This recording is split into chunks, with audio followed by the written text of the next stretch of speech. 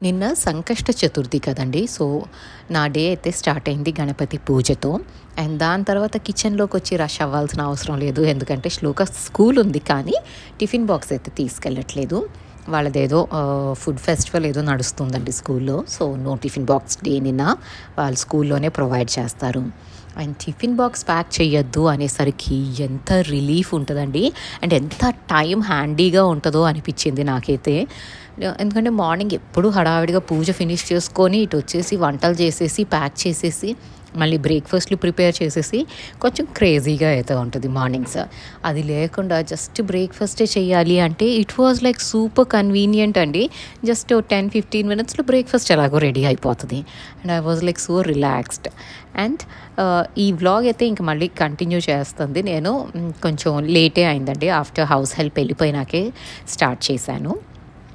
ముందైతే బట్టలేసేసుకున్నాను. మార్నింగే ఏసేస్తానండి ఒక లోడ్ అయితే బట్టలు. సో, అవన్నీ ఆరేసుకుంటున్నాను. And Anant was travelling last week కదా! సో, ఆ బట్టలు వాష్ చేస్తంటే వస్తున్నాయండి.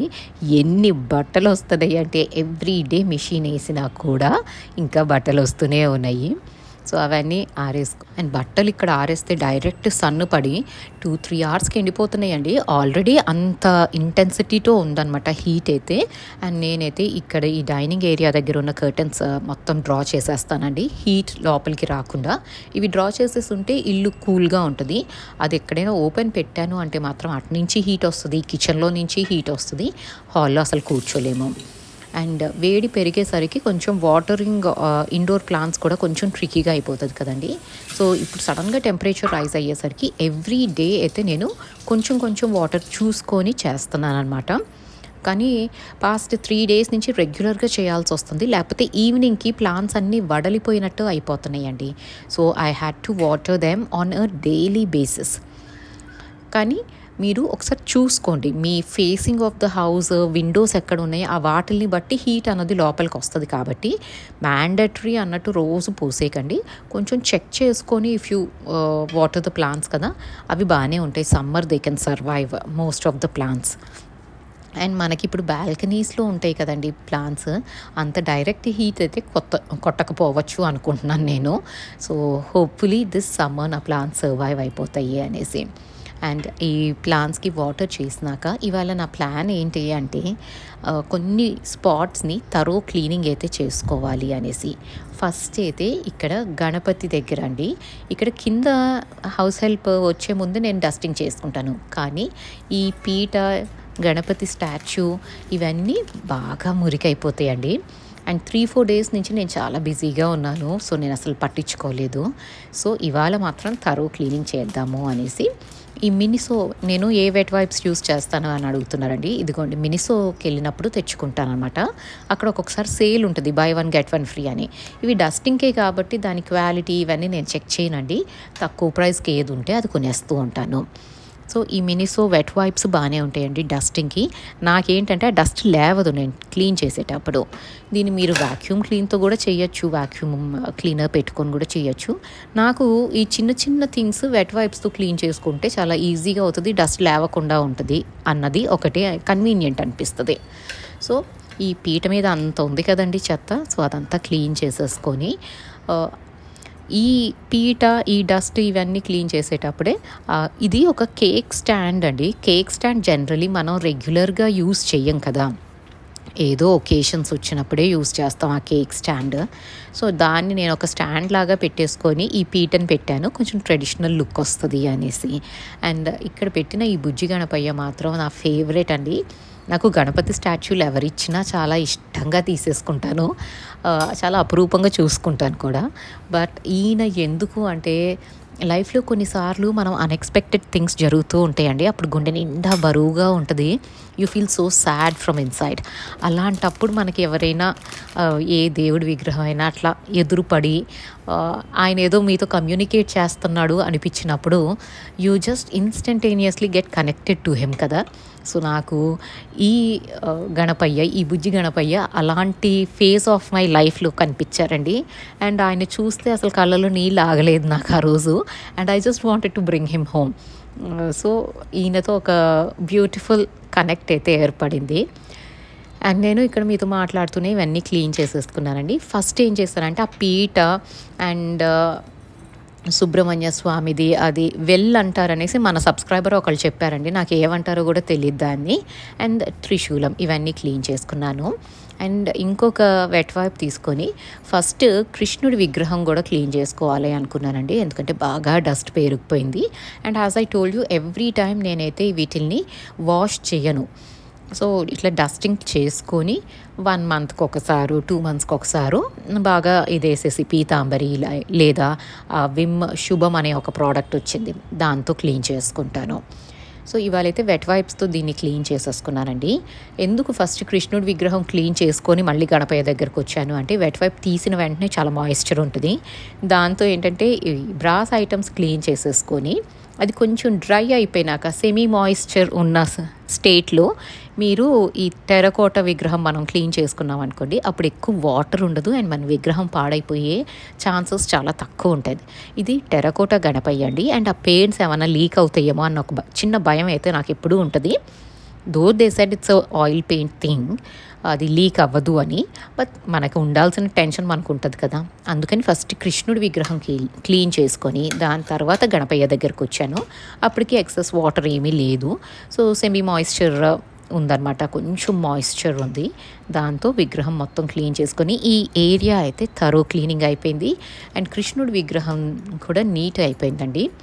ఆ మ్యాట్ అవన్నీ తీసి క్లీన్ చేసుకునేది ఇలా చేసుకుంటానండి. Thorough cleaning of one place select చేసుకుంటాను, క్లీన్ చేసుకుంటాను. అండ్ ఇలా చేయటం వల్ల every nook and corner of the house నీట్గా ఉంటుంది. అట్లా అని ప్రతిరోజు చేస్తానా, చెయ్యనండి. It doesn't really work for me that way. నాకు మూడొచ్చిన రోజు థరో క్లీనింగ్ అయితే చేస్తాను. ఇవాళ ఎందుకు చేస్తున్నానంటే పాస్ట్ 4 days నుంచి అస్సలు పట్టించుకోలేదండి. సూపర్ఫిషియలీ పైన ఏదో డస్టింగ్ చేసేస్తున్నాను తప్ప అసలు ఒక్క విగ్రహం మీద దుమ్ము అట్లా పేరుకుపోతుంది మాకు. సో అది చూసి నాకు నచ్చలేదు, అందుకని క్లీన్ చేసుకుంటున్నాను. అండ్ ఇవాళ ఈ పెయింటింగ్స్ ఏవైతే ఉన్నాయో వీటిల్ని నేను లింట్ రోలర్తో క్లీన్ చేస్తానండి. భలే నీట్గా వస్తాయి. అంటే మీరు ఒకవేళ ఫ్రేమ్ చేయించుకుంటే ఇట్స్ అ డిఫరెంట్ స్టోరీ. నేను ప్రతిదీ ఫ్రేమ్ చేయించుకుని ఎన్ని ఇళ్ళని తిరగని చెప్పండి. అందుకని నేను ఇట్లాగే పెయింటింగ్స్, ఇది శ్లోక చేసిందండి. So it's very precious for me. Shloka abstract చేస్తూ ఉంటుంది, ఇట్లా ర్యాండమ్ పెయింటింగ్స్ వేస్తా. కానీ ట్రెడిషనలీ వేసిన ట్రెడిషనల్ పెయింటింగ్, మన ముద్రల పెయింటింగ్ ఇదే ఫస్ట్ పెయింటింగ్ అనమాట. సో ఇది చాలా అపురూపంగా పెట్టుకుంటాను. అండ్ దీన్ని లింట్ రోలర్తో క్లీన్ చేశారనుకోండి పెయింటింగ్స్, చక్కగా డస్ట్ అంతా వచ్చేస్తుంది అండ్ మీ పెయింటింగ్ డ్యామేజ్ అవ్వదు అండ్ ఎక్సెస్ వాటర్ అట్లా ఏమన్నా తగలకుండా నీట్గా క్లీన్ అయిపోతుంది. అండ్ అది ఎట్లాగో క్లీన్ చేశాను. సో ఇటు కూడా వచ్చేసి ఈ పెయింటింగ్ ఏమో మా అత్తయ్య ఇచ్చారండి. తను రిటైర్ అయినాక నాకు అది చాలా అడ్మైరింగ్ క్వాలిటీ అనిపించింది తనలో. రిటైర్ అయిపోయాక బోర్ కొడుతుంది, ఒక్కటే ఉండాలి అనేసి పెయింటింగ్ క్లాసెస్కి వెళ్ళి పెయింటింగ్ నేర్చుకొని, అండ్ ఇప్పుడు అసలు ఎప్పుడైనా హైదరాబాద్ వెళ్తే చూపెడతానండి ఎన్ని బ్యూటిఫుల్ పెయింటింగ్స్ వేశారో తను. సో నేనైతే ఆ పెయింటింగ్స్ మీద నాకు కన్ను ఉందండి. ఏదో ఒకరోజు కొన్నైనా తెచ్చేసుకుంటాను. అంటే వారసత్వం అంటే ఇవి కూడా కదండి. సో వీటి మీద అయితే నాకు కన్ను ఉంది. నేను అనంతకి ఎప్పుడు చెప్తూ ఉంటాను, ఈసారి వెళ్ళినప్పుడు 3-4 పెయింటింగ్స్ తెచ్చేసుకుంటాను మీ మమ్మీ దగ్గర నుంచి అనేసి. అండ్ ఇక్కడ చూడండి ఎంత డస్ట్ వచ్చేసిందో. సో ఈ పెయింటింగ్స్ ఇట్లాంటివి మీరు లింట్ రోలర్ యూస్ చేసి క్లీన్ చేయొచ్చు. And also one more thing అండి, కర్టన్స్ కూడా మరీ డస్టీగా ఉన్నాయి, మీరు వాష్ చేసే సీన్లో లేదు, ఇప్పుడే వాష్ చేయొద్దు అనుకున్నా లింట్ రోలర్తో ఒకసారి రబ్ చేయండి, పైన ఏమైనా డస్ట్ ఉన్నా కూడా చాలా ఈజీగా వచ్చేస్తుంది. This is one additional tip అండి. మీరు కర్టన్స్, థిక్ కర్టన్స్ ఉంటాయి కదా, దాన్ని ఒక్కసారి లింట్ రోలర్తో చేయండి, it will come out, dust చాలా వరకు పోతుంది.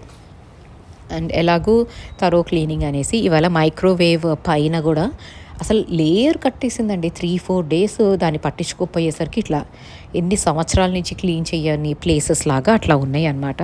సో అవన్నీ తీసి కూడా వెట్ వైప్తోనే క్లీన్ చేసేసుకుంటున్నానండి.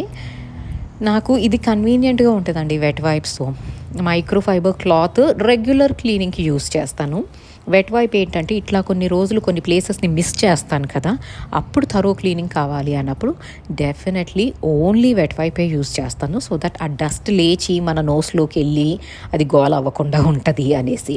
సో మీకు ఎవరికైనా డస్ట్ ఎలర్జీ ఉంటే definitely use wet wipes, not for regular cleaning అండి. ఇట్లా థరో క్లీనింగ్ చేయాలి అన్నప్పుడు, డస్ట్ లేవద్దు అనుకున్నప్పుడు యూజ్ వెట్ వైప్స్.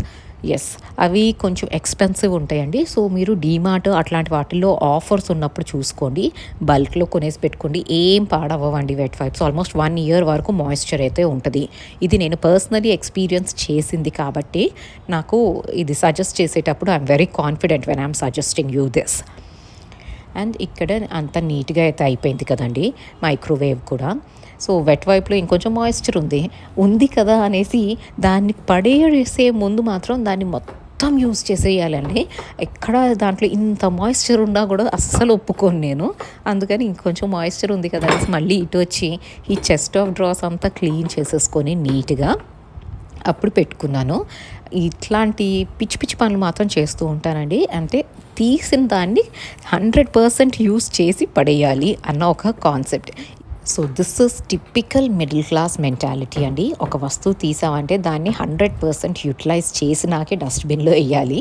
సో నేను అంటే అండి వెట్ వైప్స్ తీసాను అంటే కంప్లీట్గా దాంట్లో ఉన్న సారం లాస్ట్ బిట్ ఆఫ్ మాయిశ్చర్ అయ్యేంత వరకు దాన్ని రుద్ది క్లీన్ చేసి అప్పుడు డస్ట్బిన్లో పడేస్తాను. అండ్ అప్పుడు సాటిస్ఫాక్షన్ అనమాట, అమ్మయ్య తీసినందుకు దీన్ని ప్రాపర్గా క్లీన్ చేశాను అని.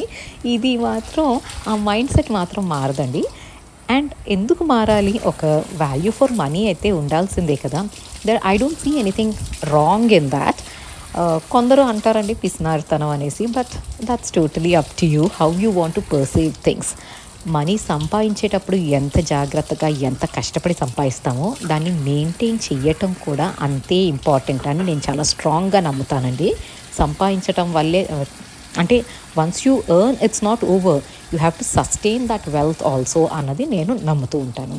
అండ్ ఇంకా అక్కడ నుంచి అవన్నీ తీసేసి మనీ ప్లాంట్లో వాటర్ అదంతా అయిపోయిందండి. సో అది కూడా తెచ్చేసి ప్రాపర్గా క్లీన్ చేసి రీఫిల్ అయితే చేసేసి పెట్టాను.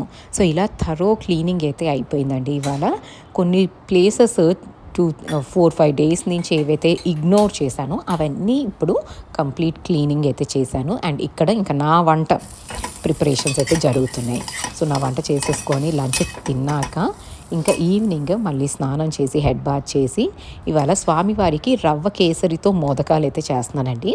అంటే నార్మల్ రవ్వ కేసరే చేస్తాము, వాటిని మోదకం మోల్డ్లో వేసేసి పెడితే అవి మోదకాల షేప్లో వస్తాయి. సో అవి పెడతానండి. ఒక్కొక్కసారి బియ్యం పిండితో కూడా చేస్తాను, ఒక్కొక్కసారి పరమాన్నం చేస్తాను. There is no fixed rule as such. అట్లా అని ఎక్కువ ప్రసాదాలు అయితే నాకు చేసే ఓపిక ఉండదండి, బికాస్ ఇంట్లో పని ఇవన్నీ నేను చేయలేను. సో ఒక ప్రసాదం చేసుకుంటాను స్వామివారికి. అండ్ ఈ రవ్వ కేసర్లు ఇవాళ ఏంటంటే సాఫ్రాన్ వేసాను, కొంచెం yellowish టింజ్ అట్లాంటి ప్రసాదాలు పెడితే మంచిది అని ఎక్కడో చదివానండి. సో అవి వేసుకొని సాఫ్రాన్ వాటర్ వేసేసి yellowish-గానే వచ్చిందండి కేసరి మాత్రం. అండ్ ఇదిగోండి ఈ మోదకాల మోల్డ్, ఇది నేను పూణేలో ఉన్నప్పుడు ఆ లోకల్ స్టీల్ షాప్ ఉండేది, అక్కడికి వెళ్ళి తెచ్చుకున్నాను అనమాట గణేష్ చతుర్థి టైంలో. కానీ then I realize this is too small అండి, ఇట్లాంటివి ఉండకూడదు, పెద్దవి తెచ్చుకోవాలి. సో నేను పెద్దవి కూడా తెచ్చుకున్నాను. అవి ఏంటంటే మామూలు అసలు ఒరిజినల్ మోదకాలు ఏవైతే ఉంటాయో బియ్యం పిండితో చేస్తాం కదా, వాటికి ఆ పెద్ద మోదకాలకి ఆ పెద్ద మోల్డ్స్ ఉంటాయి. ఇవి అయితే చిన్నవండి, వీళ్ళు ఇట్లా రవ్వ కేసరితో చేస్తారు. శనగపిండి శనగపప్పు ఇవన్నీ మనం పూరన్ పోలి అని బొబ్బట్లు అంటాం కదండి, ఆ బొబ్బట్లలో ఉండే స్టఫింగ్తో కూడా మోదకాలు అలా చేసి పెడుతూ ఉంటారనమాట గణపయ్యకి. సో అట్లాంటి వాటికి చిన్న చిన్న వాటికి ఈ మోల్డ్స్ అయితే సరిపోతాయి. అండ్ నేను ఇంకా ఇవన్నీ చేసేసుకొని స్వామివారికి ప్రసాదం పెట్టుకొని ఈవినింగ్ పూజ అయితే కానిచ్చేసానండి. సో ఇట్లాగా 1 day అంతా చాలా బిజీగా అయితే గడిచింది. అండ్ ఇక్కడ వరకు మీరు నా వీడియో చూస్తున్నారు అంటే మీకు ఎక్కడో కొంచెమైనా ఏదైనా నచ్చితే please do consider subscribing to this channel if you are new. And మన రెగ్యులర్ వ్యూవర్స్ హైప్ చేయటం అండ్ లైక్ చేయటం అస్సలు మర్చిపోకండి. Thank you so much for watching this video till the end. Have a great day.